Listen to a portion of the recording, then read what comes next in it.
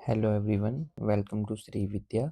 आज की इस वीडियो में हम अपने NIOS के कोर्स 506 के यूनिट 3 कर रहे हैं, development of personality and assessment. I think ये नाम है इस यूनिट का। देख लेते हैं एक बार। हाँ, यही नाम है, development of personality and assessment. ये वाली यूनिट हम कवर करने वाले हैं। इसके क्वेश्चंस लगाएंगे हम अराउंड 60 के। ठीक है। इसके जो कॉन्सेप्ट्स हैं वो धीरे धीरे करते रहेंगे। उसके अलावा थोड़ा थोड़ा इस पे मतलब चर्चा भी कर लेंगे कि क्या है उसका, क्वेश्चन में जो टर्म आ रही है उसके बारे में थोड़ा सा बात भी कर लेंगे। ठीक है। इस वीडियो के मतलब डिस्क्रिप्शन में मैं इसकी PDF डाल दूंगा क्वेश्चंस की। ठीक है। तो आप वहाँ से भी एक बार इसको चाहे प्रिंट आउट निकलवा सकते हैं या बाद में प्रैक्टिस भी कर सकते हैं। ठीक है। तो शुरू कर लेते हैं। हमारा क्वेश्चन 1 है, the term personality is derived from the Latin word persona, which historically referred to।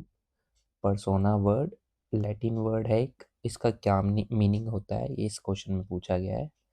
Inner soul of a human being, the mask worn by Roman actors, the social status of an individual, या फिर the biological inheritance of a child.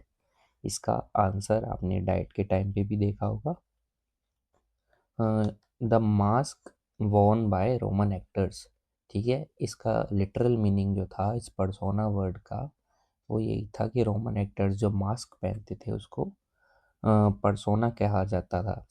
और शुरू में personality को ऐसा ही समझा जाता था कि ये एक एक्सटर्नल कॉन्सेप्ट है, जो बाहर से हम देखते हैं वही पर्सनैलिटी होती है। मगर धीरे धीरे जैसे टाइम पास आउट हुआ तो हमें पता चला कि पर्सनैलिटी एक होलिस्टिक कॉन्सेप्ट है जो कि सारी चीज़ें इनकलकेट करता है। फिजिकल अपीयरेंस, मेंटल स्टेट, हमारी इमोशनल स्टेट, हम स्पिरिचुअल लेवल पे क्या सोचते हैं, ये पूरी की पूरी चीज़ पर्सनैलिटी का हिस्सा है हमारे। इसके साथ साथ अनकॉन्शियसनेस जो हमारी है, जो हम मतलब हमें खुद नहीं पता जिन चीज़ों का, वो भी हमारी पर्सनैलिटी का कहीं ना कहीं हिस्सा होते हैं। तो इस पर्सोना जो मास्क वोन बाय रोमन एक्टर्स था, इसके बहुत आगे हम आ चुके हैं आज के टाइम में। ठीक है। Question 2, which of the following is not listed in the text as one of the 5 simple terms constituting the way personality is observe. इस टेक्स्ट में, जहाँ पे भी आपको टेक्स्ट थी आपको पता है यूनिट 3 की बात हो रही है, इसमें कुछ चीज़ें बोली गई हैं पर्सनैलिटी को सिंपल टर्म्स में डिफाइन करने के लिए। हम देख लेते हैं उसमें बोला कौन सा नहीं है इनमें से। The way you look, the way you think, the way you dress, the way you walk. तो इसमें ऐसा बोला गया था पर्सनैलिटी है the way you look, the way you dress, the way you talk, the way you walk, है ना। मगर ये वाला नहीं था, द वे यू थिंक। ठीक है। द वे यू थिंक इस वाली टर्म्स में नहीं था, बाकी सारे थे, ये सारे। ठीक है। आगे देख लेते हैं। According to the text, which statement regarding the characteristics of personality is incorrect? ठीक है। कौन सा इनकरेक्ट है इनमें से? कैरेक्टरिस्टिक्स हैं कुछ, एक गलत है। Personality is dynamic and not static. Personality functions as a unified whole. Even twins possesses identical personality characteristics. Personality is the product of both heredity and environment. एक एक करके देखते हैं। पर्सनैलिटी जो बोला गया, डी से शुरू करते हैं। हेरिडिटी और एनवायरनमेंट का एक प्रोडक्ट है, तो बिल्कुल सही है। जैसे जैसे एक बच्चा डेवलप होता है, बड़ा होता है, तो उसकी हेरिडिटी यानी कि जेनेटिक्स और एनवायरनमेंट यानी जो नर्चर वाला पार्ट है वो मिलकर ही उसकी पर्सनैलिटी को शेप करते हैं। तो ये तो ठीक है। अब even twins possesses identical personality characteristics, इसका आंसर यही है। यही इनकरेक्ट ऑप्शन है इसमें। बाकियों पर भी बात कर लेते हैं एक बार। Personality functions as a unified whole, ये बिल्कुल ठीक बात है। पर्सनैलिटी एक होलिस्टिक टर्म है, मैंने बोला पूरा यूनिफाइड होल की तरह एक इंडिविजुअल को डिफाइन करती है पर्सनैलिटी उसकी। Personality is dynamic and not static. Personality dynamic होती है, स्टैटिक नहीं होती। ये वैसे तो देखिए, किसी इंसान की एक बार पर्सनैलिटी डेवलप हो जाए तो वो वैसी ही रहती है।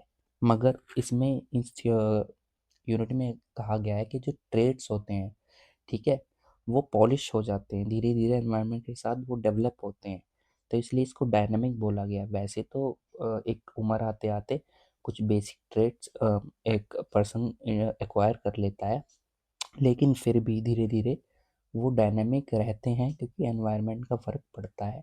इसलिए ए भी ठीक है, बी भी ठीक है, डी भी ठीक है, लेकिन सी जिसमें बोला गया ट्विंस, ठीक है, जो मतलब आइडेंटिकल ट्विंस है, वो आइडेंटिकल पर्सनैलिटी रखते हैं, यही बात गलत है। इस टेक्स्ट में सीधा सीधा बोला कि ट्विंस तक, मतलब एक जुड़वा बच्चे भी की पर्सनैलिटी भी एक जैसी नहीं होती। वो नाइन, जैसे हमने पिछले उसमें पढ़ा था, 90 उनका कोफिशिएंट ऑफ कोरिलेशन कितना था, 0.90 था, मतलब उनमें भी फ़र्क था। और जो नर्चर वाला पार्ट था, एक हमने उसमें एग्जांपल दिया देखा था कि जिसमें वो ट्विंस को अलग अलग एनवायरनमेंट में रखा गया था, तब उनकी उसमें इंटेलिजेंस में फ़र्क आ गया था। इसका मतलब ज़रूरी नहीं कि ट्विंस हैं तो उनकी पर्सनैलिटी सेम होगी, इसका मतलब किसी की भी पर्सनैलिटी सेम टू सेम नहीं हो सकती। यही सी ऑप्शन इसमें से इनकरेक्ट है, ठीक है। आगे देखते हैं। द टेक्स एजर्ट्स मतलब इस पे दबाव डालता है, फोकस करता है, that we do not attribute personality to animals because, इसमें बोला कि भाई एनिमल्स की हम पर्सनैलिटी क्यों नहीं बोलते, कि एनिमल्स के पास पर्सनैलिटी क्यों नहीं होती, क्या they do not have emotions, ये बात है क्या, दे लैक फिजिकल डिस्टिंक्टिवनेस, और फिजिकली अलग है, ये तो होते हैं, ये रीज़न नहीं है। Human personality is a thinking process characterised by self consciousness. अब ये जो चीज़ है ये ह्यूमंस के पास ही है, सेल्फ कॉन्शियसनेस। वो एज अ मतलब एक साइडवेज स्टैंड आउट होके खुद को देख सकते हैं, सेल्फ कॉन्शियसनेस है उनमें, ये एनिमल्स में नहीं होती, ठीक है। एनिमल्स में बाकी चीज़ें मिल सकती हैं, इमोशंस, डिस्टिंक्टिवनेस, और ये तो खैर बेकार का ऑप्शन है, they can not be educated in classroom, ये कुछ नहीं है। उस जो बेसिक चीज़ है, फ़र्क है, वो है सेल्फ कॉन्शियसनेस का। ह्यूमंस खुद को सेल्फ कॉन्शियसनेस को एक तरीके से एक्सेप्ट करते हैं कि हाँ कुछ सेल्फ कॉन्सेप्ट है, उनकी कॉन्शियसनेस है, कुछ अनकॉन्शियसनेस है। इन चीज़ों के बारे में जानवरों का कुछ लेना देना नहीं है, इसलिए उनकी पर्सनैलिटी को हम आइडेंटिफाई नहीं करते। Question 5, regarding the relationship between personality and environment, the text states यानी कि इस यूनिट में इनके बारे में क्या कहा गया है पर्सनैलिटी और एनवायरनमेंट के बारे में। Personality is entirely immune to environmental changes, ये बिल्कुल गलत है। इसका मतलब ये है कि एनवायरनमेंट का कोई फ़र्क नहीं पड़ता पर्सनैलिटी पे, वो इम्यून है, पर्सनैलिटी बची हुई है, तो गलत है। Personality dictates the environment in all cases, personality dictate करती है यानी ओवरलैप कर देती है एनवायरनमेंट को, ऐसा भी नहीं है। Personality is continually adjusting itself to the environment, इसको देखते हैं। Personality traits are lost immediately when the environment changes, ऐसा नहीं है, डी भी गलत है, क्योंकि ऐसा नहीं है कि आपकी जैसे ही आप एडजस्ट करना शुरू करेंगे एनवायरनमेंट से, आपकी जो ट्रेट्स हैं, खूबियाँ हैं, वो ख़त्म हो जाएंगी, नहीं, वो पॉलिश होती हैं, चेंज होती हैं, ख़त्म नहीं होती। तो इसका आंसर ये है, personality is continually adjusting itself to the environment, personality लगातार खुद को एनवायरनमेंट के साथ अडेप्ट करती रहती है, एडजस्ट करती रहती है, ठीक है। तो इसका आंसर सी था।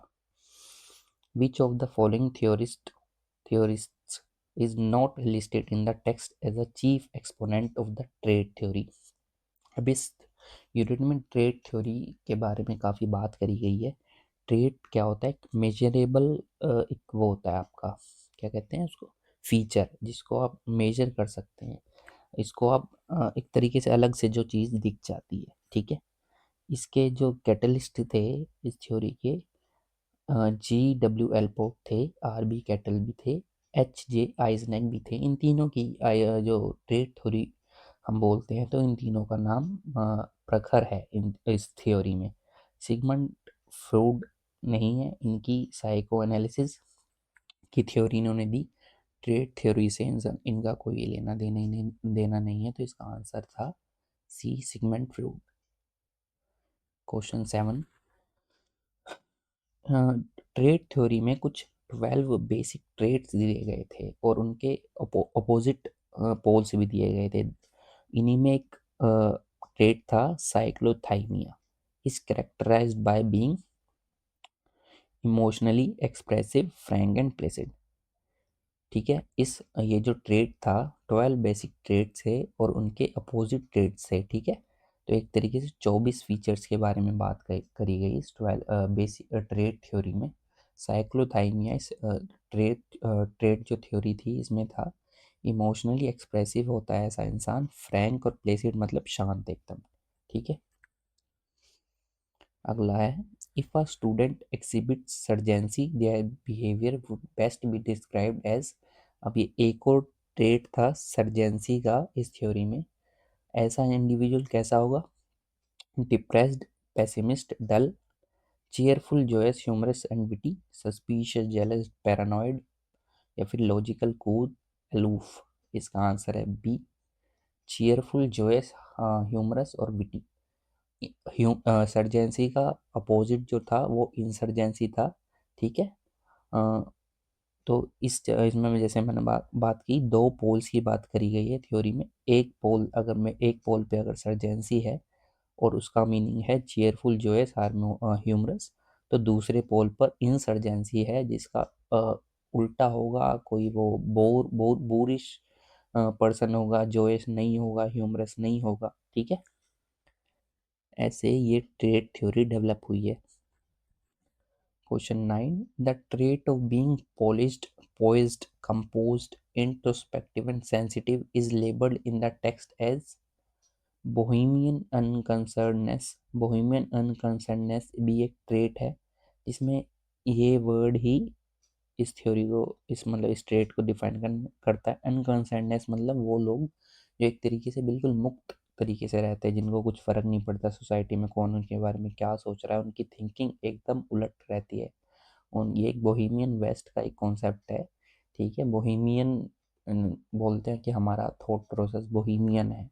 ठीक है, तो मतलब हम अलग तरीके से चलते हैं, ये अलग है इस क्वेश्चन से, इसका वो नहीं है। हमारे में पूछा पॉलिश्ड, पोइज्ड, कंपोज्ड, तो इसका आंसर है ये। सोशलाइज्ड एंड कल्चर्ड माइंड की जो ट्रेट होगा वो ऐसा होगा, पॉलिश्ड होगा, पोइज्ड होगा, कंपोज, इंट्रोस्पेक्टिव, सेंसिटिव। ठीक है, डोमिनेंस अलग चीज़ होती है। डोमिनेंस में मतलब जो पर्सनैलिटी दबाव डालती है दूसरे पर। ठीक है, एग्रेसिव नेचर होता है। सोफिस्टिकेशन मतलब जो एक होते हैं ना बारीक दिमाग के लोग, सोफेस्टिकेटेड। ठीक है, ये वो होते हैं। तो इस वाले का आंसर हमारा ये था, सोशलाइज्ड कल्चर्ड माइंड। 10th है हमारा द नेगेटिव पोल। जैसे मैंने कहा ना इसमें पोल्स हैं इस वाली थ्योरी में। The negative pole opposing trait of general mental capacity is defined as. Opposing pole बोला है इसमें, अब इसमें कंफ्यूज मत हो जाना कि आप जनरल मेंटल कैपेसिटी का ही मीनिंग बता दो, नहीं। अपोजिट पोल क्या होगा इसका, जनरल मेंटल कैपेसिटी का, तो इसका सीधा सीधा होगा mental defect. General mental capacity वाला बंदा होशियार होगा, समझदार होगा, और उसके उलट मेंटल डिफेक्ट वाला बंदा होगा कोई। ठीक है, मैंने देखा इंसर्जेंसी की बात कर सर्जेंसी की बात करी थी, डी सर्जेंसी या इंसर्जेंसी भी आ चुकी है, ये भी एक ट्रेट होती है। अब ये देखिए बोहेमियन भी आ गया है। क्वेश्चन 11, बोहेमियन अनकंसर्ननेस, कंसर्न्ड नहीं है जो बंदा, अनकंसर्न्ड है, is contrasted with which opposing trait. इसका अपोजिट क्या है? इसका अपोजिट क्या? विड्रोन, शिजोथाइमिया, इसके बारे में बात करेंगे। पैरांसिस, स्क्रूपुलसनेस, तो इसका आंसर है कन्वेंशनल। एक होता है इनकंसर्न, मतलब बिल्कुल मुक्त लोग हैं ये बोहेमियन, तो इसका उलट क्या होगा? कन्वेंशनल, जो साधारण है। कन्वेंशनल मतलब साधारण, प्रैक्टिकल बंदा है जो, ये कौन है? बिल्कुल उलट। ठीक है, क्या हमें फ़र्क नहीं पड़ता क्या सोसाइटी है, मतलब उल्टी गंगा बहती है इनकी। ठीक है, उस तरीके के लोग। अब ये जो है इसको हम अलग से देखते हैं। शीजोथाइमिया ये है किसका अपोजिट? इसका। साइक्लोथाइमिया जो कि इमोशनली एक्सप्रेसिव थे, उसका उल्टा है हमारा शाइजोथाइमिया। इसके नाम में ही शाय शाय है ना, तो इस तरीके से आप याद कर सकते हैं कि वो साइक्लोथाइमिया वाले एक्सप्रेसिव थे, शाइजोथाइमिया वाले थोड़े शाय शाय थे। इस वाली में वैसे तो 24 ट्रेट्स हैं, मगर कुछ जो अलग से स्पेलिंग वाले हैं ना, हार्ड से वर्ड है, वही वाले ज़्यादा पूछे जाते हैं। साइक्लोथाइमिया, शिजोथाइमिया, बोहीमियन वाले, ठीक है, ये सब ज़्यादा पूछे जाते हैं, और ये अपना ये इंसर्जेंसी सर्जेंसी वाले, ठीक है, तो इनको आप देख के जा सकते हैं। बाकी वाले आप वर्ड्स जब आएंगे तो आप जो नॉर्मल वाले हैं वो आप वर्ड देख के ही समझ जाएंगे, मगर ये कुछ ऐसे हैं जिनको आपको मीनिंग पता होना चाहिए, वर्ड से आप समझ नहीं पाएंगे वहाँ पे। Question 12, according to Sigmund Freud which which aspect of personality is totally unconscious and immoral? तो फ्रॉइड की जो थ्योरी थी उसमें 3 थे, आईडी, ईगो, सुपर ईगो, और उन्होंने बोला जो आईडी है वो टोटली अनकॉन्शियस होती है और एमोरल होती है, मोरालिटी से इसका कोई लेना देना नहीं होता, ये अच्छे बुरे के बारे में नहीं सोचती, सिर्फ अपनी डिज़ायर्स को पूरा करती है। और डिज़ायर्स भी कौन सी, फ्रॉइड की थ्योरी थोड़ी वैसी थी, आपत्तिजनक माना जाता था इसको, हमें तो देखो पढ़नी है ना कैसी भी हो। तो इसमें बोला था फ्रॉइड ने कि हमारे जो सेक्सुअल डिज़ायर्स हैं उनको इड लीड करता है, ठीक है, उन्हीं को सेटिस्फेक्शन के से मतलब है, इड को हमारे आईडी आईडी जो बोलते हैं, इसका लेना देना उससे है, इसको कोई मतलब नहीं है मोरालिटी से, इसका बस वो प्लेजर प्रिंसिपल पूरा हो जाए, ठीक है, ये नहीं सोचता, ये वाला आईडी हमारा बस उसको सेटिस्फाई करना चाहता है किसी भी तरीके से, और ये फिर हमारी पर्सनैलिटी पे रिफ्लेक्ट होता है। वैसे वैसे तो ये टोटली अनकॉन्शियस है, मगर ये एक्शंस में दिख जाता है, हमें खुद नहीं पता होता ये कब हमारे अंदर आ गया। Freud characterized the idea as being dominated by कौन सा प्रिंसिपल, अभी मैंने बात करी थी, प्लेजर प्रिंसिपल, ठीक है, प्लेजर प्रिंसिपल को ये डोमिनेट होता है आईडी, इसके ऊपर प्लेजर प्रिंसिपल का पूरा पूरा प्रभाव होता है। फ्रॉइड ने कुछ जोन्स बनाए थे, कौन से थे, एक एनल जोन के बारे में बात करते हैं, इसमें हम बात कर रहे हैं, एक था ओरल जोन, एक एनल जोन, ठीक है, और 2-3 जोन और थे, एक था लेटेंसी स्टेज अलग से थी, और एक फिक्सेशन स्टेज थी, ठीक है, एक यहाँ पे आती है वो मेरे को ध्यान नहीं आ रहा, ये वाली बर्थ तक होती है 0 to 2, ये होती है 2 to 3, ये वाली 3 to 5 फैलिक स्टेज होती है, फैलिक, ठीक है, ये लेटेंसी होती है आपकी लगभग 6 से 12, और फिर ये 12 से लगभग 18, ठीक है, ये वाली स्टेज ओरल, जो बच्चा होता है उसके ओरल रिफ्लेक्स होते हैं, ठीक है, एनल रिफ्लेक्सेस होते हैं एनल स्टेज में, फेलिक स्टेज में जेनिटल स्टेज, हाँ एक इसका एक और नाम था जेनिटल स्टेज, जिसमें कि बच्चे का जो प्लेजर का पॉइंट होता है वो उसके जेनिटल्स होते हैं, इसमें ओरल बिहेवियर के थ्रू वो अपना सेटिस्फेक्शन करता है, इसमें एनल बिहेवियर, ठीक है, लेटेंसी में बच्चा सोसाइटी के प्रेशर की वजह से कुछ टाइम के लिए, कुछ ईयर्स के लिए अपना उसमें आ जाता है, मतलब लेटेंसी में हो जाता है, उसका ये बिहेवियर दब जाता है थोड़ा। फिक्सेशन स्टेज में उसकी पर्सनैलिटी पूरी फिक्स हो जाती है किसी चीज़ पर, ठीक है, 12 से 18 में मतलब एक तरीके से सेट हो जाता है उसका आगे का कोर्स लाइफ का। इन फ्रूइड्स साइकोसेक्सुअल स्टेजेस, इन स्टेजेस को साइकोसेक्सुअल स्टेजेस बोला गया था।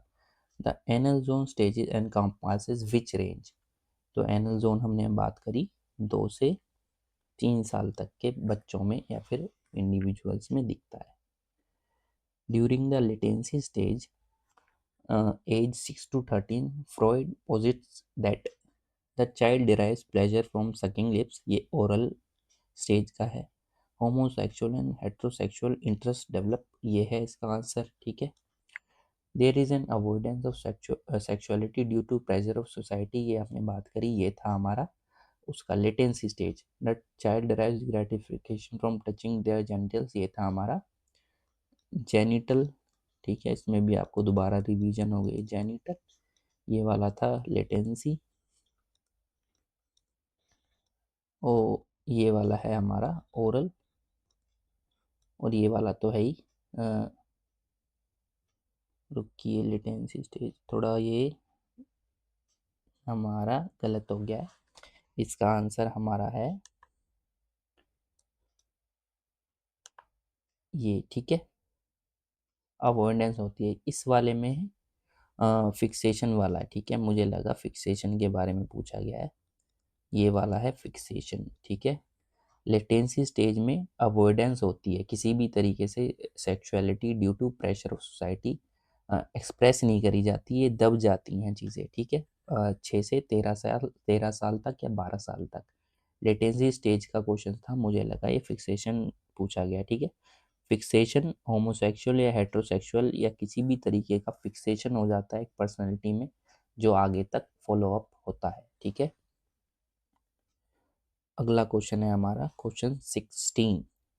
The Alfred Adler diverged from Freud. जो एल्फ्रेड एडलर थे, इन्होंने बिल्कुल उलट बात करी फ्रॉइड से, ठीक है, by asserting that the major drive is in personality is sex impulse, self assertion, hunger, spiritual enlightenment. अब इन्होंने बात करी जो फ्रॉइड थे उनका पूरा जो वो था फोकस था वो सेक्सुअल सेटिस्फेक्शन या ग्रेटिफिकेशन पर था, सेक्सुअल इम्पल्सिस पर था। मगर एडलर ने बात करी इसके उलट, उन्होंने बोला ऐसा नहीं है। सेल्फ असर्जन के बारे में उन्होंने बात करी कि जो जो भी इंडिविजुअल होता है उसका जो पर्सनैलिटी शेप होती है वो सेल्फ असर्शन से होती है, सेल्फ कॉन्सेप्ट से होती है, ये नहीं कि सेक्सुअल इम्पल्सिस ही पूरे इंडिविजुअल को डिफाइन करती हैं, ठीक है। तो इसके उलट ये पॉजिटिव एक तरीके से थ्योरी इसको माना गया। एल्फ्रेड एडलर की थ्योरी जो थी फ्रॉइड की अपोजिट थी। According to Adler the feeling of inferiority, इन्होंने कुछ इन्फ्योरिटी कॉम्प्लेक्स के बारे में बात करी जो कि तब आती है जब किसी चाइल्ड की कुछ नीड्स सेटिस्फाई नहीं होती या फिर दवाई दी जाती है तो इन्फीरियोरिटी कॉम्प्लेक्स आ जाता है उसमें। मगर इसको इसको भी इन्होंने पॉजिटिव वे में डिफाइन करने की कोशिश करी, हम देखते हैं कैसे। According to Adler the feeling of inferiority arises primarily from sexual repression, नहीं जी, inadequacy of childhood and a sense of incompleteness, ठीक है। उन्होंने बोला जो इन्फीरियोरिटी आती है वो बचपन में कुछ चीज़ों की इनकम्प्लीटनेस जब रह जाती है, कुछ संसाधन नहीं मिल पाते या प्रेज नहीं मिल पाता या प्यार नहीं मिल पाता, तब उसमें इन्फीरियोरिटी कॉम्प्लेक्स आता है। Lack of education, genetic defects, ये सब नहीं है, इसका आंसर ये है। Question 18। Adler cites the example of Demosthenes to illustrate. इन्होंने कुछ एग्जाम्पल दिए, हमारी यूनिट में भी दिए गए हैं। डिमोस्थीन्स उनमें से एग्जाम्पल था जो जिन्होंने ओवरकम करा अपना स्टटरिंग, तो हकलाना टाइप होता है ना, उसको इन्होंने इन इंडिविजुअल ने डिमोस्थीन्स ने ओवरकम करा विद टाइम, ओवरकमिंग इन्फीरियोरिटी ये वाली, to become a great orator. Great orator मतलब प्रवक्ता। एक तरफ तो उनका हकलाना था मगर उसको उन्होंने इन्फीरियोरिटी बोला गया इसको, है ना, एक तरीके से कमी थी इनके अंदर जिसको उन्होंने ओवरकम करा, एक ओरेटर बन गए। इसका एग्जाम्पल एडलर की थ्योरी में दिया गया है, ठीक है। और क्वेश्चन 19 में एक और चीज़ के बारे में एडलर ने बात करी स्टाइल ऑफ लाइफ में, कि स्टाइल ऑफ लाइफ जिसको उन्होंने मैकेनिकल भी बोला गया, उन्होंने बोला कि ये यही चीज़ हमें ओवरकम करने में हेल्प करती है, ठीक है। जो एग्जांपल पढ़ा ना स्टाइल ऑफ लाइफ से ही आता है कि किस तरीके से हम अपनी लाइफ मैकेनिकल एक तरीके से बिहेवियर ले आते हैं अपने अंदर, जीना शुरू करते हैं, उससे बहुत फ़र्क पड़ता है। In Adler's theory, the style of life described as mechanical, whereas the creative self is described as destructive, inventing and giving meaning to life, ठीक है। क्रिएटिव सेल्फ को उन्होंने इस तरीके से डिफाइन करा था और स्टाइल ऑफ लाइफ को मैकेनिकल बोल दिया गया था उनकी थ्योरी में, ठीक है। क्रिएटिव सेल्फ क्या है? Inventing and giving meaning to life. और ये क्या था? नॉर्मल जो हम लाइफ रोज रोज जीते रहते हैं उसका भी बहुत प्रभाव पड़ता है, इनकी थ्योरी में ऐसा कहा गया। आप जब भी कोई थ्योरी पढ़ें उसमें कुछ की टर्म्स होते हैं, ठीक है। जैसे कि फ्रॉइड की थ्योरी में हम पढ़ेंगे लिबिडो, और एडलर की थ्योरी में इन्फ्योरिटी कॉम्प्लेक्स, सुपियोरिटी, ठीक है, mechanical life, style of life, ये सब चीज़ें आएंगी। तो हर थ्योरी के कुछ की टर्म्स होते हैं जिनको आपको ज़रूर थोड़ा ध्यान रख लेना चाहिए। जैसे कि अगली थ्योरी हमारी आ गई है कार्ल जंग की थ्योरी, ठीक है। अब इन्होंने इसमें क्या क्या बात करी थी? इन्होंने इनमें बात करी थी, कुछ वो दिए थे इन्होंने सेंसेशन,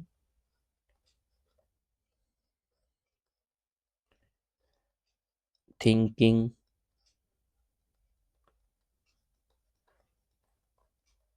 फीलिंग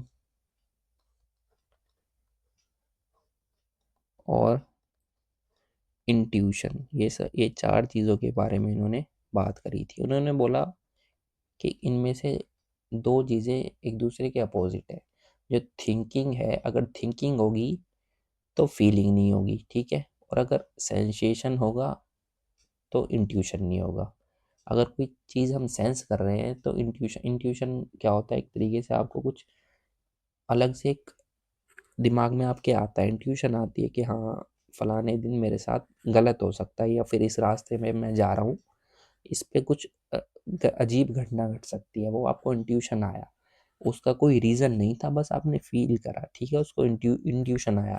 मगर सेंसेशन सेंस ऑर्गन्स में आता है, इसका कुछ रीज़न होता है। अगर सेंसेशन आएगा तो इंट्यूशन नहीं आएगा। और ऐसे ही अगर आप थिंक कर रहे हैं, सोच रहे हैं, तो फील नहीं कर सकते। ऐसा कार्ल जंग की थ्योरी में बताया गया। 4 डोमिनेंट मेंटल एक्टिविटी थी ये, ठीक है। According to Carl Jung the 4 mental forms of mental activity include all except, कौन सा नहीं है अब हमने देख लिया, लिबिडो नहीं है, ये तो फ्रॉइड का है, ठीक है, बाकी चारों को हमने देखा है। Based on Jung's characteristics table an introvert is likely to. अब कार्ल जंग की दो चीज़ें और थी, इंट्रोवर्ट और एक्सट्रोवर्ट के बीच बीच में इन्होंने डिफ्रेंशिएट करवाया था, ठीक है। और इंट्रोवर्ट आप जानते हो, जो कि थोड़ा चुप चुप रहता है इंसान, ज़्यादा बातें नहीं करता, ज़्यादा एक्सप्रेस नहीं करता, और एक्सट्रोवर्ट उसके उलट होता है, ज़्यादा बात करेगा, ज़्यादा सोशल होगा, उसमें स्टेज फियर नहीं होगा, एकदम से दो लोगों के साथ दोस्ती कर लेगा वो, ठीक है। Based on Jung's characteristics table an introvert is likely to be fluent in speech, be better at writing than at speech, be free from worries and be interested in athletics। अब जैसे कि हमने इसमें पढ़ा कि अगर एक चीज़ होगी तो दूसरी नहीं होगी, ठीक है। तो अगर एक्सट्रोवर्ट बोलने का आदी है तो इंट्रोवर्ट लिखने का होगा, ठीक है। Be better at writing than at speech, introvert बोल तो नहीं पाएगा मगर लिख कर बहुत अच्छे से एक्सप्रेस कर लेगा। ऐसे ही आप देखते होंगे कि कुछ इतने बुक राइटर्स होते हैं जिनको आप स्टेज पर कभी नहीं देखेंगे, मगर जिन्होंने मतलब अपनी बुक में एक तरीके से तहलका मचा देते हैं अपनी बुक से, वैसे आम सोसाइटी में उनको कोई नहीं जानता बुक के अलावा। मगर आप वो लिखते इतना अच्छा है कि मतलब वो उनका एक्सप्रेस करने का तरीका ही बुक हो जाता है, ठीक है। Question 22. Jung classified the majority of individuals who demonstrate characteristics of both introversion and extroversion as ambiverts, ठीक है। अब हमारी यूनिट में ही बोला गया कि इंट्रोवर्ट और एक्सट्रोवर्ट तो होते हैं, मगर ज़्यादातर सोसाइटी के लोग एम्बीवर्ट होते हैं, दोनों की कैरेक्टरिस्टिक लेके चलते हैं। ना तो वो प्योरली इंट्रोवर्ट होंगे, ना वो प्योरली एक्सट्रोवर्ट होंगे, वो एम्बीवर्ट होंगे, एनवायरनमेंट के अकॉर्डिंग ढल जाएंगे, ठीक है। अगर उनका फेवरेबल एनवायरनमेंट है, ठीक है, तो एक्सट्रोवर्ट बन जाएंगे, नई जगह जा रहे हैं तो इंट्रोवर्ट रह लेंगे। Question 23. Which element of Jung's total personality is described as primitive in nature and the reservoir from which all other systems emerge? अब इन्होंने एक नई तीन चीज़ों के बारे में बात करी, पर्सनल अनकॉन्शियसनेस, कलेक्टिव अनकॉन्शियसनेस और द कॉन्शियस ईगो, ठीक है। ये कॉन्शियसनेस, पर्सनल अनकॉन्शियस और कलेक्टिव अनकॉन्शियस, ये तीन चीज़ों के बारे में बात करी। और उन्होंने बोला जो ये है ना, द कलेक्टिव अनकॉन्शियसनेस, ये एक तरीके से रिजर्वायर है from which all the systems emerge, primitive in nature, ये सबसे शुरुआती है। कलेक्टिव अनकॉन्शियस, ठीक, ये थोड़ा थोड़ा फ्रॉइड से मिलता जुलता है। ये कलेक्टिव अनकॉन्शियस वो चीज़ है जिसके बारे में हमें खुद नहीं पता। पर्सनल अनकॉन्शियसनेस वो होती है जिसके बारे में हमें थोड़ी भनक होती है, मगर हम मतलब होता अनकॉन्शियसनेस मगर फिर भी हमें कहीं ना कहीं पता होता है। कॉन्शियस तो कॉन्शियस है ही, ठीक है। Question 24. Self concept. Self concept is best defined in the text as unit में सेल्फ कॉन्सेप्ट को कैसे डिफाइन करा गया है? The environment in which the child lives, नहीं what the individual thinks of his her actual self, it is me, यही इसका answer है कि इंडिविजुअल खुद के बारे में क्या समझता है, खुद को कैसे देखता है, उसको सेल्फ कॉन्सेप्ट बोला गया। आगे ऑप्शन ऐसे ही थे, ऑब्जेक्टिव असेसमेंट नहीं, the mask worn by the individual, ये भी नहीं है। When guiding students to set goals, the text advises teachers, teacher को क्या एडवाइस करी गई है अकॉर्डिंग टू यूनिट जब गोल्स सेट करने हो स्टूडेंट्स के लिए? Set unrealistic goals to challenge the student, या फिर set realistic goals in accordance with the student's reach, avoid setting goals to prevent stress, या set the same goals for every student, ये भी नहीं, ये भी नहीं, इसका आंसर है बी, रियलिस्टिक गोल्स सेट करने के लिए बोला गया यूनिट में। अगर रियलिस्टिक गोल्स सेट नहीं करेंगे तो बच्चा कहीं ना कहीं फ्रस्ट्रेट होगा, क्योंकि वो गोल्स तो रियलाइज होंगे नहीं सब बच्चों से। तो जो बच्चे की रीच है, इंडिविजुअल डिफरेंस को एक्सेप्ट करते हुए जो बच्चों की रीच है उसके अकॉर्डिंग बच्चों के रियलिस्टिक गोल्स सेट करने हैं। जैसे कि आपकी बच्चा क्लास में कोई बिगिनर बच्चा है बिल्कुल, जो अल्फ़ाबेट पे है, तो उनके लिए रियलिस्टिक गोल क्या हो सकता है? 3 अक्षर के शब्द, 4 अक्षर के शब्द, है ना, मात्राएं, ये रियलिस्टिक गोल है उनके लिए। लेकिन जो बच्चा ऑलरेडी पढ़ सकता है तो उनके लिए रियलिस्टिक गोल क्या होगा? मात्राएं नहीं होगा उनके लिए, फिर हाई लेवल ऑफ स्टोरीज, ठीक है, रीडिंग बिटवीन द लाइंस, पढ़ तो पा रहा है मगर उसका मतलब बता पाए, अब वो खुद कहानी बना पाए, कहानी में से इन्फ्रेंस ढूंढे, कैरेक्टर स्केच बनाए, ये उसका रियलिस्टिक गोल है। तो इंडिविजुअल डिफरेंस को हम वो करें, समझें, उसके उसके हिसाब से रियलिस्टिक गोल्स सेट करें। अगर हम बिगिनर बच्चे का गोल ये सेट कर देंगे कि वो हाई लेवल की कहानी पढ़ पाए, उपन्यास पढ़ रहा है, नहीं होगा भाई, वो फ्रस्ट्रेट होगा, स्कूल आना भी छोड़ देगा, है ना। और ऐसे ही अगर हम कोई अच्छा बच्चा है, प्रोफिशिएंट बच्चा है, जो पढ़ाई में अच्छा है, उसको रोज रोज 3 अक्षर के शब्द कराए तो वो भी बोर हो जाएगा कि ये तो मैं आता है मेरे को। तो रियलिस्टिक गोल सेट करने हैं। Which of the following is listed as the teacher behaviour for stimulus variation? Stimulus variation कैसे कर सकता है teacher? Adhering to a single tone of voice, नहीं, सिंगल टोन होगी तो वेरिएशन नहीं होगा। Teachers gestures and movement, sitting still at the desk, नहीं। अवॉइडिंग आई कॉन्टेक्ट, नहीं। ये आप जानते ही हैं, टीचर्स का जेस्चर्स यानी इशारे आंखों के, हाथों से, है ना, चेहरे से, और मूवमेंट, ठीक है, इसी के थ्रू स्टिमुलस वेरिएशन कर सकता है teacher. Question 27, in the context of reinforcement, nodes and smiles, nodes मतलब जब आप अपनी गर्दन पॉजिटिव वे में या फिर नेगेटिव वे में मूव करते हैं हाँ या ना करने के लिए, उनको नोड्स बोला जाता है। और नोड्स को तो पॉजिटिव ही रखा जाता है, ठीक है, नोड्स मतलब किसी चीज़ के लिए हाँ करना। और smiles are classified as positive verbal reinforcement, positive non verbal reinforcement. देखिए पॉजिटिव तो है क्योंकि स्माइल है इसलिए पॉजिटिव, नॉन वर्बल क्योंकि बोला नहीं गया तो इसलिए नॉन वर्बल रीइंफोर्समेंट, नेगेटिव नहीं है, ठीक है।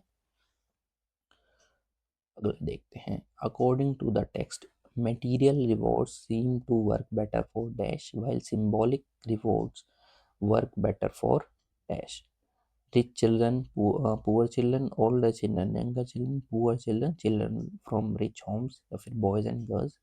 तो इसका आंसर आपको सीधा सीधा दिख रहा होगा। जो मेटीरियल रिवॉर्ड्स हैं जैसे कि पेंसिल सेट दे दिया किसी को, है ना, कॉपियाँ दे दी, ठीक है, और सिंबॉलिक रिवॉर्ड्स मतलब क्लैपिंग करा दी, है ना, शाबाशी दे दी, कोई head boy head girl type monitor बना दिया, इस तरीके के रिवॉर्ड्स। जो पुअर बैकग्राउंड से बच्चे आते हैं उनके लिए अगर मटेरियल रिवॉर्ड्स मिल जाएं तो उनके हेल्पफुल होगा और वो उनके लिए बेटर है। While symbolic rewards are better for children from rich home, इनके पास संसाधन तो है, इनको प्रेज चाहिए, तो इनके लिए सिंबॉलिक रिवॉर्ड्स देना बेटर रहता है। Which why does the text suggest competition between groups is superior to competition on individual basis? Groups के बीच में कंपटीशन बेटर है अकेले अकेले इंडिविजुअल या अकेले अकेले बच्चे के बीच में कंपटीशन से। तो इसका क्या फ़ायदा है? इसका आंसर है ये। ठीक है, डायरेक्ट मैं आपको बता देता हूँ। Group competition spreads and share of success और फेलियर रिड्यूसिंग थ्रेट। ग्रुप जो कंपटीशन है उसमें, ग्रुप कंपटीशन में जो सक्सेस है या फेलियर है पूरे ग्रुप की वो बट जाती है, शेयर हो जाती है, इसलिए रिड्यूसिंग थ्रेट। अगर देखिए कोई इंडिविजुअल हारता है तो उस वो पूरा का पूरा उसका बोझ खुद पे लेगा, या फिर जीतता है तो उसको थोड़ा घमंड सा भी हो सकता है, लेकिन ग्रुप्स में सक्सेस हो या फेलियर हो बट जाता है, इसलिए रिड्यूसिंग थ्रेट। तो कोई नेगेटिव इम्पैक्ट आने के चांसेस कम होते हैं। ठीक है। Which activity is listed as satisfying the pupil's need for self-actualization?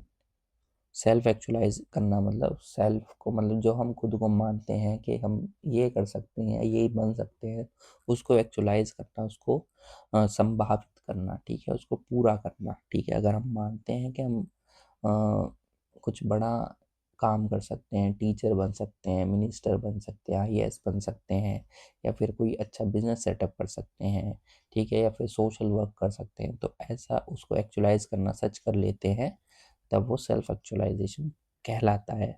Through novelty, novelty का मतलब होता है कोई नई चीज़, नया कुछ करना। कौन सी एक्टिविटी कर सकती है सेल्फ एक्चुअलाइजेशन? Daily homework? नहीं जी, वो तो सब पता नहीं कितने बच्चों ने करके छोड़ दिया homework. Standardize testing, rote memorization? नहीं जी। फील्ड ट्रिप्स, एक्सकर्जन से बच्चे को एकदम से सडन मोटिवेशन पता नहीं कहाँ से आ सकता है।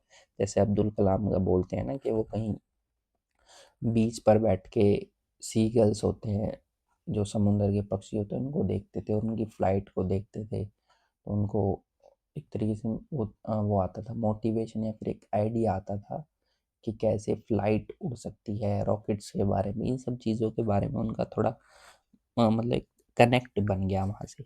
इस तरीके तो फील्ड ट्रिप्स और एक्सकर्जन्स जो होते हैं, बाहर बच्चों को ले जाते हैं, उससे बहुत हेल्प हो सकती है। The text defines values as, value क्या होती है according to this unit? The physical assets of a school, जो स्कूल की बस वगैरह हैं, क्या वो वैल्यूज है? नहीं जी।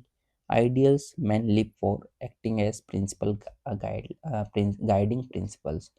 आइडियल्स कुछ विचार जिनके लिए मैन यानी कि ह्यूमंस, पुरुष नहीं, humans live for acting as guiding principle. Guiding principle एक तरीके से होती है ना पगडंडी, है ना, गाइडिंग प्रिंसिपल्स हैं वैल्यूज जिनके पीछे पीछे एक इंसान जीता है और आगे का काम करता है, जो उसको पूरे जीवन रास्ता दिखाते हैं, उनको वैल्यूज कहते हैं।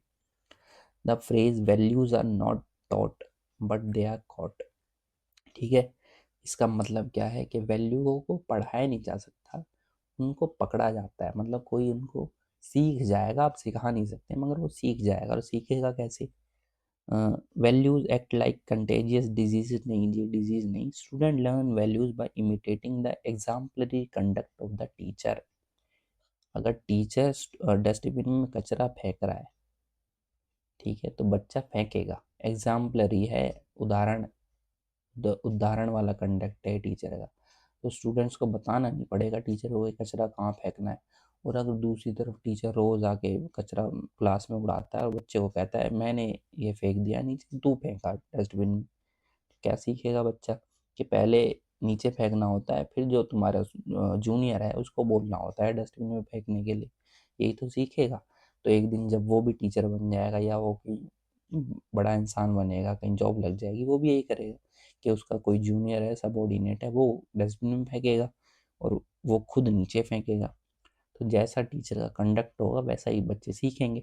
आपको वैल्यूज आपके बिहेवियर में लानी पड़ेंगी, तभी बच्चा सीख पाएगा। ठीक है, आप खुद सच नहीं बोलोगे तो बच्चे को क्या सच बोलना सिखाओगे? ठीक है, आप बोलोगे मैं कल टेस्ट लूंगा और कल आप अपने छुट्टी ले लो, है ना, तो क्या आपने सच बोलना सिखाया उसको?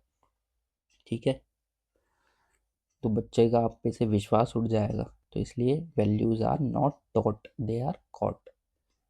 Which historical figure is mentioned in the text as having been influenced by drama of Harish Chandra? अब ये परफेक्ट एग्जाम्पल है। ऐसा कहा जाता है कि जो महात्मा गांधी हैं उनको जो सच का रास्ता था, कहाँ लग गया, तो गलत जगह लग गया।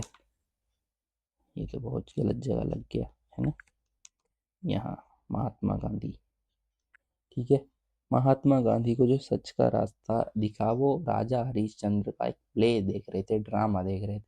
और आपको पता ही है सत्यवादी राजा हरिश्चंद्र की कहानी, तो उससे महात्मा गांधी इन्फ्लुएंस हो गए और इन्होंने वैल्यूज क्या करी, कोट हो गई इनके, है ना। टोट नहीं कर पाए, कोई कोट कर ली इन्होंने, और वो सारी उम्र चलती रही। According to the text, morning assembly in school should ideally last for, morning assembly कितने मिनट चलनी चाहिए, यूनिट में बोला गया 15 से 20 मिनट चल सकती हैं। ठीक है, और क्या क्या कराना चाहिए मॉर्निंग असेंबली में वो भी हम आगे सीखेंगे। For compulsory subject moral education the text recommends a provision of at least 2 periods in a week. ठीक है, 2 पीरियड बोले गए हैं, कितने, 2 पीरियड वीकली। कंपलसरी सब्जेक्ट को अगर मोरल एजुकेशन हम देनी है, वैल्यू सिखानी है, तो एज अ कंपलसरी सब्जेक्ट हम मोरल एजुकेशन को सिखा सकते हैं, जिसके कम से कम 2 पीरियड हम वीक में लगा सकते हैं। ये मनगढ़ंत क्वेश्चन नहीं है, टोटली आपकी यूनिट में से क्वेश्चन बने हैं, है ना। अगर आप किसी दिन बोलोगे तो मैं इनका एग्जैक्ट इन क्वेश्चंस को आपको यूनिट में से ढूंढ कर भी दिखा सकता हूँ या बता सकता हूँ। ठीक है, आप खुद भी इनको ढूंढ सकते हैं।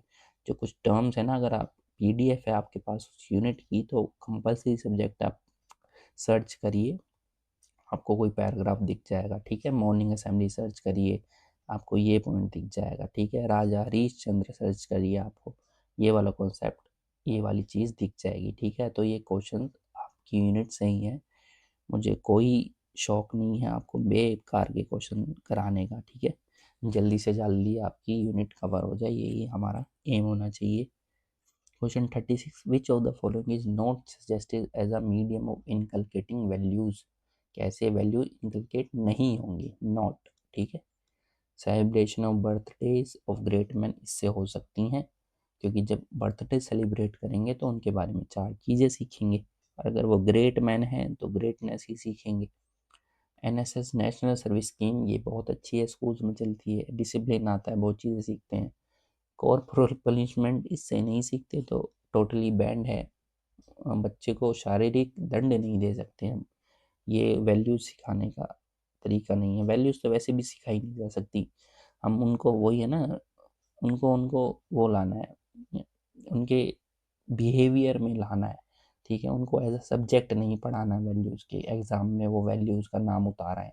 ठीक है, रीडिज़ाइनिंग ऑफ करिकुलम, करिकुलम को रीडिज़ाइन करके उनमें इंक्लूड करके वैल्यूज़ का कोई स्टोरी दे दें या कोई एक्टिविटी करिकुलम में डाल दें, उस तरीके से भी हम वैल्यूज़ को ला सकते हैं बच्चों के अंदर। ठीक है, और ये कितनी वैल्यूज़ हैं हमारे टेक्स्ट के अकॉर्डिंग, मेरे ख्याल 60 वैल्यूज़ की बात करी गई है यूनिट में।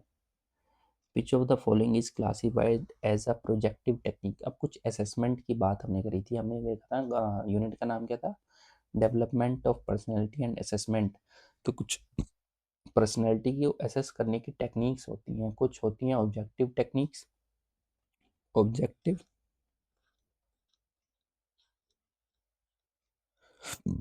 कुछ होती हैं सब्जेक्टिव,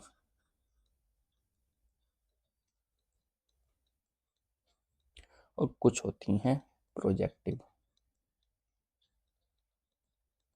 ऑब्जेक्टिव टेक्निक्स वो होती हैं जिसमें, समझो उस कोई सवाल है जिसका जवाब आपने कुछ दिया और मैंने भी वही दिया, तो आपकी और मेरी पर्सनैलिटी को सेम असेस कर लिया जाएगा।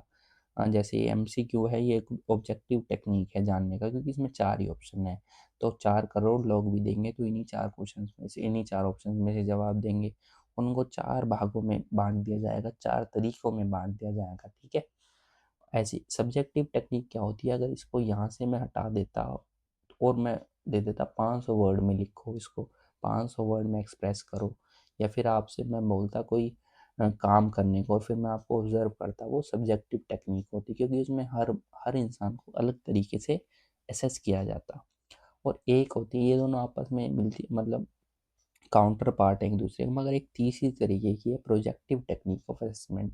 इसमें क्या होता है, एक इंसान के अनकॉन्शियसली वो अपना इनपुट दे देता है। ठीक है, आपसे बोला, आपको एक फ़ोटो दिखाई गई, हाँ, वो होता है ना, देखिए आप देखा होगा कई बार इंटरनेट पे रील्स आ जाती हैं कि आपको एक फ़ोटो दिखाई है, आपसे बोला आपको पहले इसमें गमला दिखा या शेड दिखा, तो आप बोलोगे मुझे गमला दिखा, तो उस गमले का कुछ अलग वो है, मतलब पैरामीटर, अगर आपको गमला दिखता है तो आपकी पर्सनैलिटी कुछ अलग चीज़ों से जोड़ती जाएगी, और आपको शेड दिखता है तो बोलेंगे आपकी पर्सनैलिटी कुछ अलग तरीके की है। तो वो एक तरीके प्रोजेक्टिव है, आपने प्रोजेक्ट कर दिया, प्रोजेक्टर होता है ना, जो मतलब दीवार पे प्रोजेक्ट करता है स्क्रीन को, उस तरीके से आपने अपनी पर्सनैलिटी को उस टेस्ट के थ्रू प्रोजेक्ट कर दिया किसी चीज़ के ऊपर। ठीक है, इनमें से कौन सा प्रोजेक्टिव टेक्निक है, which of the following is classified as a projective technique. आप क्वेश्चन में नोट भी ज़रूर देख ली, कई बार छोटा सा नोट लगा दिया जाता है और उससे पूरा क्वेश्चन बदल जाता है। तो इसमें एनेक्डोटल रिकॉर्ड्स आपने अपनी डाइट के टाइम पे बनाए होंगे, ये सब्जेक्टिव टेक्निक होते हैं। रेटिंग स्केल भी सब्जेक्टिव है। क्यूमुलेटिव रिकॉर्ड कार्ड भी सब्जेक्टिव है। रोरशैक इंक ब्लॉट टेस्ट, ये है आपकी प्रोजेक्टिव टेक्निक। ठीक है, अगर आपको याद करने हैं तो मैं कहूँगा ऑब्जेक्टिव और सब्जेक्टिव टेस्ट याद कर लें, क्योंकि प्रोजेक्टिव टेक्निक्स बहुत सारी हैं। अगर आपको 500 चीज़ें याद करनी हैं और वो 3 हिस्सों में बटी हैं, तो आप छोटे छोटे वाले 2 याद कर लो, तो बाकी जो नहीं करोगे वो अपने आप तीसरे खाने में जाएंगे। तो अगर ऑब्जेक्टिव और सब्जेक्टिव टेक्निक्स देख लोगे तो प्रोजेक्टिव टेक्निक्स रह जाएंगी। तो अगर आपको कोई नई चीज़ दिखती है तो इसका मतलब वो ऑटोमेटिकली प्रोजेक्टिव टेक्निक है। ठीक है, question 38, case history and interview are classified under which method of assessment. Case history और इंटरव्यू, अब किसी का आप इंटरव्यू लेते हो तो वो अलग तरीके, हर इंसान अलग तरीके से देगा, इसलिए ये सब्जेक्टिव है। ठीक है, तो स्टैंडर्डाइज टेस्ट नहीं है, ऑब्जेक्टिव नहीं है, ऑब्जेक्टिव नहीं है, ये है subjective technique. Subjective non standardized भी जिसको बोला जाता है, ऑब्जेक्टिव टेक्निक को स्टैंडर्डाइज्ड बोला जाता है। ठीक है, which of the following test is listed as objective method standardized. कौन सा है? Blacky picture test, personal inventory, sociometry या फिर क्ले मॉडलिंग। तो इसका आंसर है पर्सनल इन्वेंट्री। पर्सनल इन्वेंट्री क्या होती है, एक तरीके से आपने देखा होगा जब इंसान खुद को इम्प्रूव करना चाहता है तो एक तरीके से एक परफॉर्मा बना लेता है जिसमें कुछ मार्क्स होते हैं, यस और नो।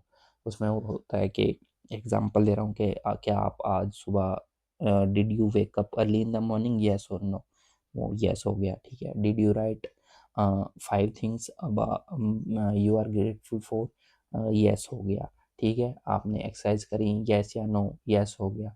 तो एक तरीके से वो पर्सनल इन्वेंट्रीज क्या होती है, स्टॉक की तरह। ठीक है, तो वो पर्सनल इन्वेंट्री मेंटेन कर रहा है डे टू डे, जिससे उसकी सेल्फ इम्प्रूवमेंट हो रही है।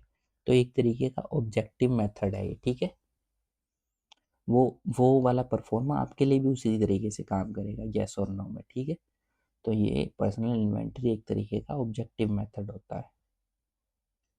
Question 40, the children appreciation test CAT is an example of. मैंने बोला जो चीज़ आपने नहीं सुनी वो प्रोजेक्टिव टेक्निक पे काफ़ी चांसेस है वो प्रोजेक्टिव टेक्निक होगी। जैसे एनेक्डोटल रिकॉर्ड आपने पढ़े हुए थे पहले ही, वो सब्जेक्टिव में डाल दिए। एमसीक्यू आएगा ऑब्जेक्टिव होगा, इंटेलिजेंस टेस्ट ऑब्जेक्टिव होगा। ठीक है, तो इसलिए छोटी चीज़ें पढ़ लो ताकि बड़ी चीज़ें अपने आप अंडरस्टूड हो जाएं। अब हमें देखिए, हमें नहीं पता चिल्ड्रन एप्रिसिएशन टेस्ट क्या होता है, मगर हमको पता है कोई प्रोजेक्टिव टेक्निक होगी। ठीक है,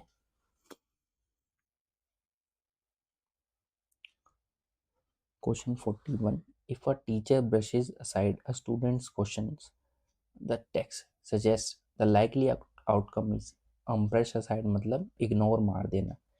कोई बच्चा सवाल पूछ रहा है, टीचर को आता है नहीं आता वो बात अलग है, मगर उसने सुना नहीं, इग्नोर कर दिया, तो क्या होगा?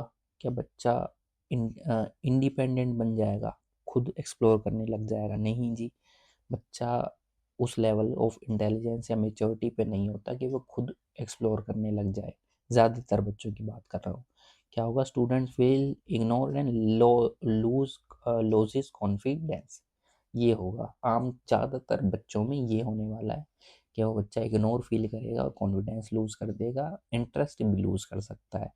जब उसके सवालों का जवाब नहीं दिया जाएगा। हो सकता है वही सवाल पे वो अटक रहा हो आगे के लिए और वही चीज सवाल आपने इग्नोर कर दिया, ठीक है। Question 42 regarding discipline the text advises that a teacher should be strict and severe at all times. ये हो नहीं सकता, ठीक है, हर टाइम आप स्ट्रिक्ट नहीं रह सकते। Be gentle and lenient to ensure obedience, या फिर fair frank honest loving but firm and consistent. ये है भैया जवाब।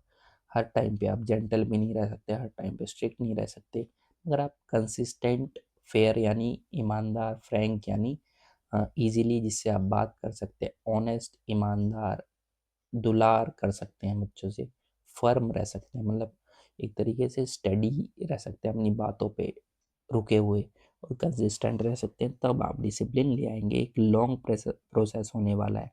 देखिए, आप रैंडम किसी क्लास में गए हैं और आप बच्चे शोर मचा रहे हैं, हो सकता है आप 4 बार आपने डस्टर पटका, चिल्लाए, हो सकता है बच्चे चुप बैठ जाए, मगर आपको उस क्लास में सालों गुजारने हैं, ठीक है, क्लास टीचर हैं, तो वो काम, मतलब वो बिहेवियर ज़्यादा दिन नहीं टिक पाएगा। तो आपको ये वाला अपनाना पड़ेगा, उन बच्चों के साथ कनेक्ट करना पड़ेगा, ऑनेस्ट रहना पड़ेगा, आपको बताना पड़ेगा कि आप कंसिस्टेंट हैं अपने बिहेवियर में, ठीक है। आपके दो चेहरे नहीं हैं कि आप बोलते हैं भाई गाली मत दो और उसको मतलब क्लास से बाहर निकलती है आप कलीग के साथ आप भी गाली गलौज कर रहे हैं, तो बच्चा नहीं करेगा आपकी इज्जत, ठीक है। तो फेयर रहें, फ्रैंक रहें, ऑनेस्ट रहें, ठीक है।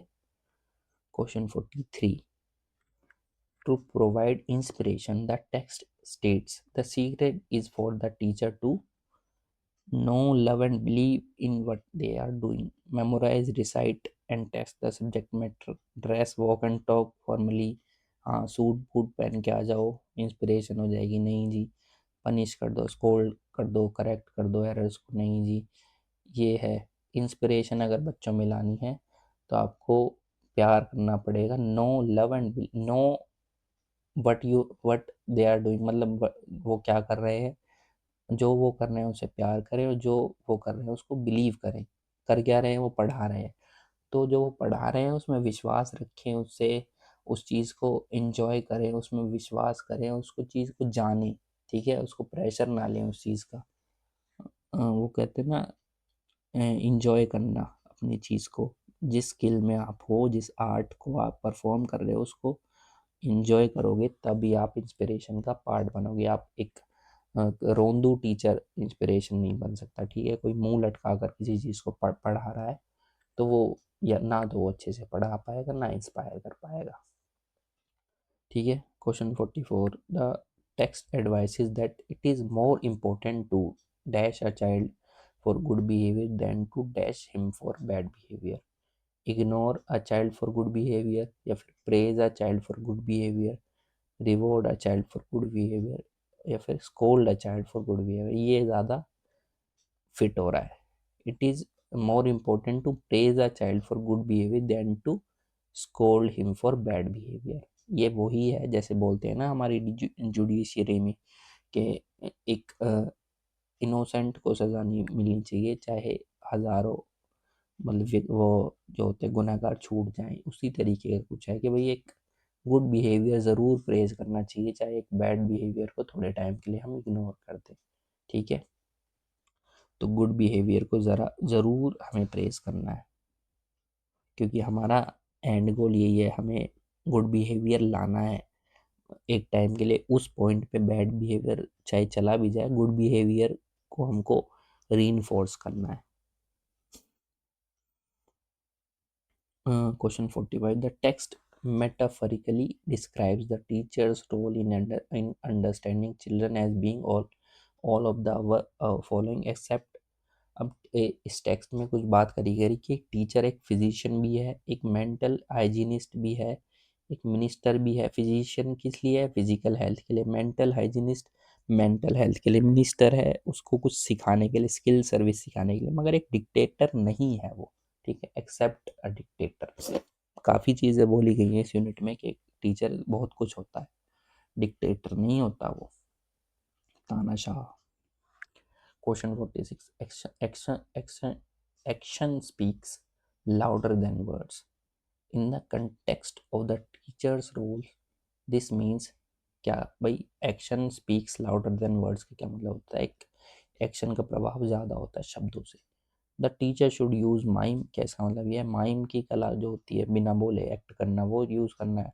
Teacher should physically demonstrate experiment, teacher रोज़ एक्सपेरिमेंट करे, क्या इसका मतलब ये है? Physical education is the most important subject, ये भी नहीं है।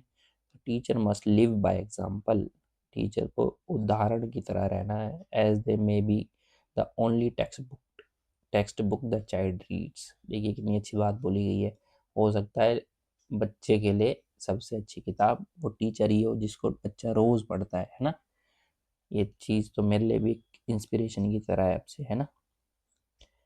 मतलब हाँ, बच्चों को कुछ पढ़ना आना ना आए ना आए, है ना, टीचर को तो रोज पढ़ते हैं, टीचर रोज उनकी क्लास में आ रहा है। क्या टीचर साफ सुथरा है? क्या टीचर पोलाइट है? क्या टीचर समझदार है ना। तो वही टीचर बच्चों की किताब है जिसको वो रोज़ पढ़ेंगे। तो टीचर को एक तरीके से एग्जाम्पल की तरह लीड करना चाहिए, उसके एक्शन ज़्यादा बोले वर्ड से, ठीक है। According to the text, for a child to be trained by love it requires a lot of money, patience, stickiness, text books. जब आप प्यार दुलार से बात करेंगे तो सबसे ज़्यादा आपका पेशेंस टेस्ट होगा, बहुत टाइम लगेगा, बहुत टाइम बच्चों को सिखाने के लिए इस टेक्निक से, ठीक है। In the context, question 48, in the context of motivation sneering frowning expression of annoyance is categorized as, थोड़ा फ्राउनिंग मतलब माथे पे जो डाल देते हैं शिकन, उस तरीके का जब एक्सप्रेशन आप देते हैं। स्नीयरिंग मतलब एक तरीके से शायद घूरने को कहते हैं स्नीयरिंग। तो ये किस में आएगा? एक पहली बात तो ये नॉर्मल वर्बल है जो भी है, ठीक है, क्योंकि बोल तो रहा नहीं है वो। तो क्या वो पॉजिटिव है या नेगेटिव है? कि negative, negative non verbal reinforcement. कोई बच्चा गलत कर रहा है, आपने उसको घूरा और थोड़ा सा माथे पे, उसमें माथे पे शिकन लाए, एक्सप्रेशन बदले, तो उसको पता चलेगा ये काम मुझे नहीं करना। हो सकता है वो चीटिंग कर रहा हो, पेंसिल तोड़ रहा हो, कुछ कर रहा हो, ठीक है।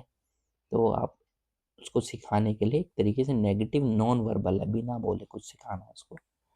विच कॉन्सेप्ट फ्रॉम एडलर, अभी एडलर दोबारा आ गए हैं, implies that working for the welfare of others helps an individual express superior feelings।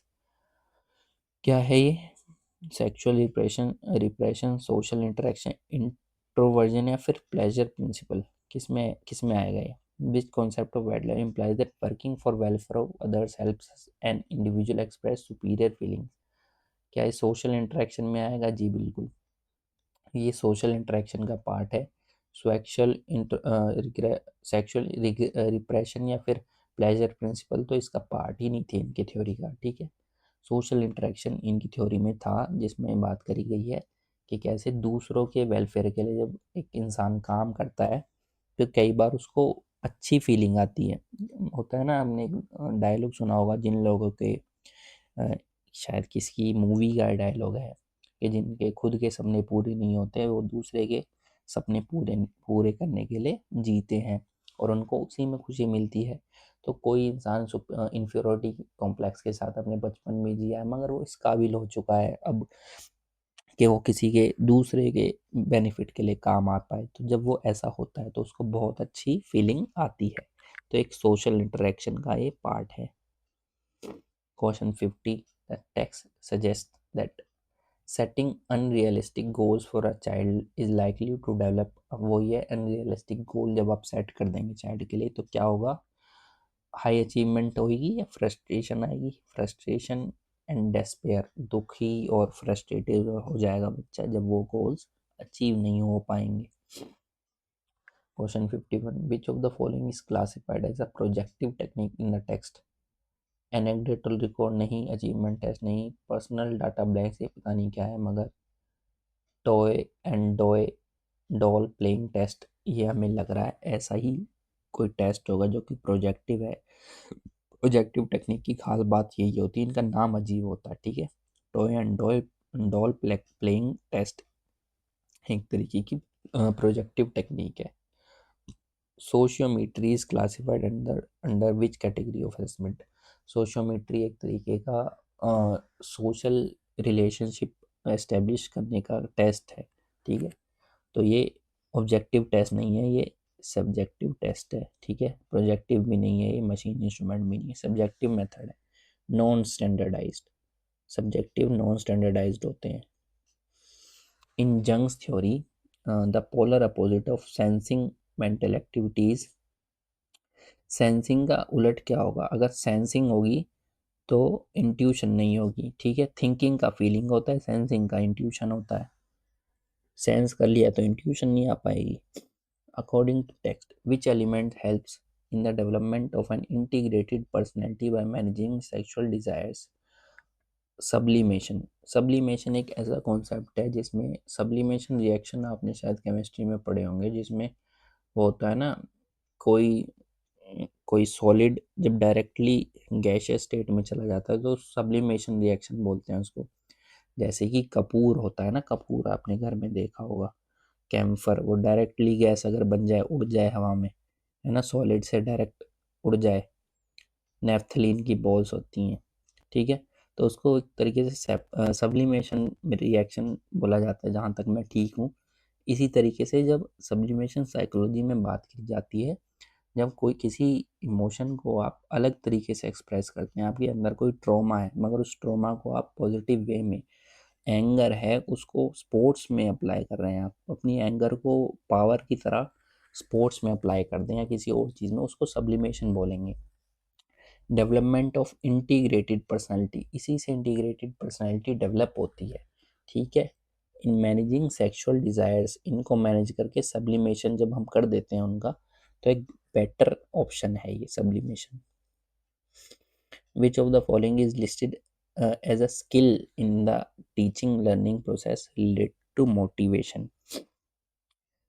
कौन सा एक स्किल है? Skill of punishing students, skill of stimulus variation, skill of ignoring bad behaviour, skill in isolating students. तो ये सारी skill नहीं है, skill ये है स्टिमुलस वेरिएशन का skill. The text recommends which of the following activities for the morning assembly: sports practice, religious discourses containing the essence of all religions, completing homework या examination? आपका आंसर ये हो सकता था, मेरा भी ये हो सकता था, मगर टेक्स्ट में इसकी बात करी गई है। Religious discourses containing the essence of all religions, कुछ स्पिरिचुअल बात हो सकती है असेंबली के टाइम पे, बच्चों के अंदर कुछ पॉजिटिव चीज़ें लाने के लिए, ठीक है। रिलीजन कोई बुरी बात नहीं है, ठीक है। रिलीजन हमारी लाइफ का एक सेंट्रल पार्ट है, अगर तो उसको स्कूल्स में लिया जाए तो कुछ बुरी बात नहीं है अकॉर्डिंग टू टेक्स्ट, ठीक है। यूनिट में ऐसा बोला गया कि मॉर्निंग असेंबली को रिलीजियस डिस्कोर्स, मतलब उसको देने के लिए containing essence of all religions, ये मेन है कि सब रिलीजन का एसेंस हम डिलीवर कर पाए मॉर्निंग असेंबली के थ्रू, कुछ अच्छी प्रैक्टिसेस हम करवा दें असेंबली में। Personal inventories are characterized as, कौन सी टेक्निक? सब्जेक्टिव या फिर projective? Objective. Personal inventories objective test होती हैं, ठीक है, जिसमें मैंने आपको बताया था ना कि सुबह उठे कि नहीं, एक्सरसाइज करी कि नहीं, वो वाला जो इन्वेंटरी होती है। In the context of trade theory, sophistication is contrasted with, sophistication का उल्टा क्या होगा? लॉजिकल माइंड है, कूल है, ठीक है। इसका उल्टा क्या होगा? डिसर्जेंसी, सबमिसिवनेस या बुलिशनेस। सोफेस्टिकेशन का उल्टा होता है मेरे ख्याल सिंप्लिसिटी, ठीक है। The text states that a child who lives with criticism learns to fight, condemn, love या be impatient? कंडेम होता है कि जब बच्चे का रोज ही क्रिटिसिज्म होता है तो वो चीज़ों को छोड़ ही देता है, फिर कंडेम करने लग जाता है, रिजेक्ट कर देता है चीज़ों को, ठीक है। हाँ, इसलिए इतना ज़्यादा क्रिटिसिज्म भी ना हो कि बच्चा तेरे क्विट कर दे, ठीक है, कंडेम कर दे। According to the text, the creative self in Adler's theory is influenced by heredity only, nurture, the id. Nurture का पार्ट है क्रिएटिव सेल्फ, एनवायरनमेंट से इंस्पायर होकर क्रिएटिव सेल्फ उसके अंदर आएगा, ठीक है। तो यहाँ पे हमारी ये थ्योरी कंप्लीट हो गई है, थ्योरी कह रहा हूँ मैं, यूनिट कंप्लीट हो गई, यूनिट 3, ठीक है। और ये काफ़ी इम्पोर्टेंट यूनिट थी हमारी पर्सनैलिटी की, इसलिए मैंने इसमें क्वेश्चन भी थोड़े ज़्यादा क्रिएट करे थे। आपको ये कैसी लगी आप मुझे ज़रूर बताएं कमेंट्स में। आगे भी बाकी यूनिट्स भी हम जल्दी जल्दी अब कवर करेंगे, क्योंकि आपके एग्ज़ाम की डेट आ गई है। ठीक है, आ गई थी, और इस वीडियो के साथ जब मैं अपलोड होगी तब तक वो जा भी चुकी होगी। मैंने ऐसा सुना है कि कुछ होल्ड पे रख दिया है, वो जो शेड्यूल आया था ना उसको होल्ड पे डाल दिया गया है। नया शेड्यूल जल्द आएगा जिसमें कुछ एज रिलैक्सेशन के बाद नया शेड्यूल रिलीज़ होगा, तो आपके लिए अभी भी काफ़ी टाइम है अपनी तैयारी करने के लिए। तो पढ़ते रहें, ठीक है, अच्छी तरीके से। Thank you for watching.